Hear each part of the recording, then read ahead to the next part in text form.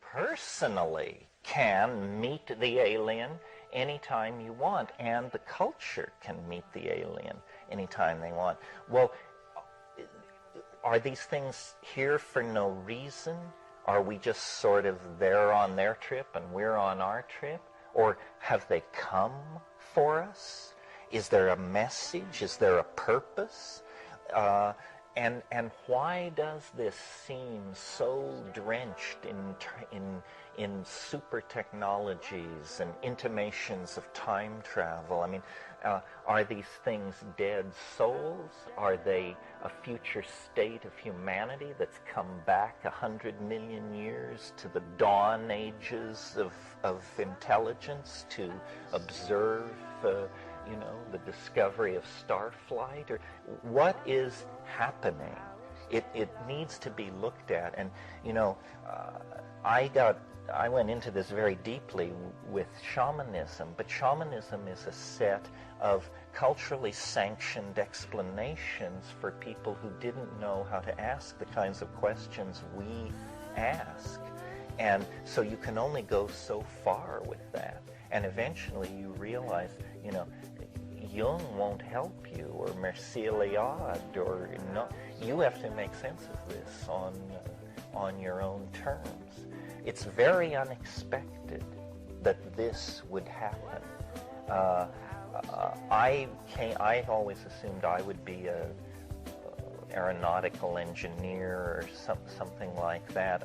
I never thought that the culture would turn 90 degrees and discover in the biology of the planet an alien intelligence. I mean, that's what the 20th century will probably be remembered for, and very few of us can even articulate it to ourselves. In the way that the 15th century discovered the New World, the 20th century discovered the parallel continuum. It begins with Freud and noticing something about the fantasies of these Viennese housewives, and then Jung splicing in the myths, and then the surrealists and Iliad, and then the drug people come along, and Huxley, and so forth, until finally people would say, as that wonderful line in Rosemary's Baby, "My God, this is really happening." Yes, what did you think? Over here. I have a question of lecture, from what I understand, and I'm not a master musician, but they're using formulas based on double pyramids and tetrahedric. Yeah. Well, I think, that these kinds of occult calculations, this is a legitimate way to proceed. This is how Kepler modeled the solar system, was by putting the Greek perfect mathematical forms inside each other. But I am really aware, from having worked 20 years on the time wave, how woolly it gets out there in the numbers as when you're looking for correlations, and there are a whole bunch of these things. There are the people in New Zealand with the world grid system.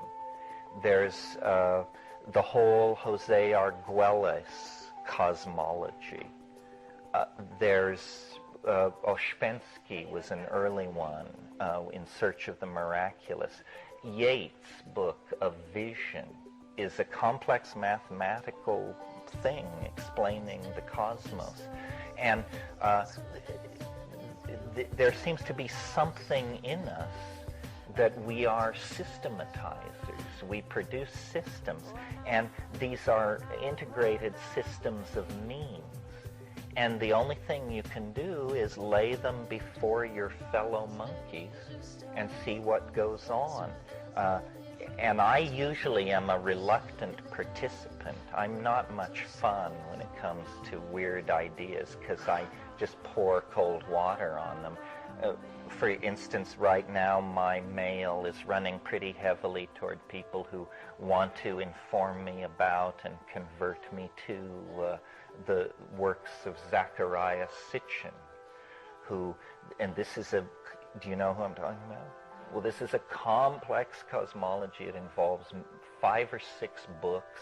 It involves a lost planet which comes into the inner solar system every 35,000 years or so, which was responsible for Jesus and it's a whole thing. And people who I, up to that point, had considered sane, found it very interesting. And I was just, it was, So I think the only thing you can, I am in this same position. I mean, someone could certainly react phobically to my thing. So I think what you have to say about these ideas is they just have to be dropped out of the nest, and you see what can fly and what can't. However, then here's a piece of advice which you may not need or want to hear, but this has worked for me, and it's not an orthodox piece of advice, but if you hear a claim that fascinates you or interests you, like a claim, well, just as an example, the face on Mars or the time wave or Zecharia Sitchin's thing, yes, you should read the person's book and you should think about it on that level. But what you should also do is try to find out as much about this person as possible. It's very hard for people to hide their past. And if it turns out that your particular revelator did some time in Tennessee for auto theft, or was last seen fleeing Germany with a valise of cash, then you know. And this was very effective for me with the crop circles. An investigation of the histories of the major personalities was a journey into, well, I can't even find words to describe it, but that's the thing to look at. Look at the people. Look at their lives, their credit histories, their bank accounts, and then judge their cosmogonic visions. Some people would probably say that's unfair, but in a sense it goes back to what I said a couple days ago about aesthetics. You know, the revelation of the mystery, one thing is for sure, it will not be tacky. It won't be tasteless. You know, it won't be wearing sequins, for God's sake. It won't pass out 10% discount coupons. Sorry. Will it charge at all? Where I pulled out is I was at one of these expos, that are around. And I toured the thing, and if you ever go to one of those things, they are horrendous. I mean, Moldavite suppositories and just the damnedest stuff. And I was making my way through the booths, the various therapies, channelings, and revelations, and this young woman in a short skirt rushed out and took me by the elbow, and she said, "Excuse me, sir, could I interest you in elective cosmetic surgery?" I said, "No." And she said, "Well, how about the drawing for the Camaro?" I said, No. But that's all right. The marketplace has always been a noisy place.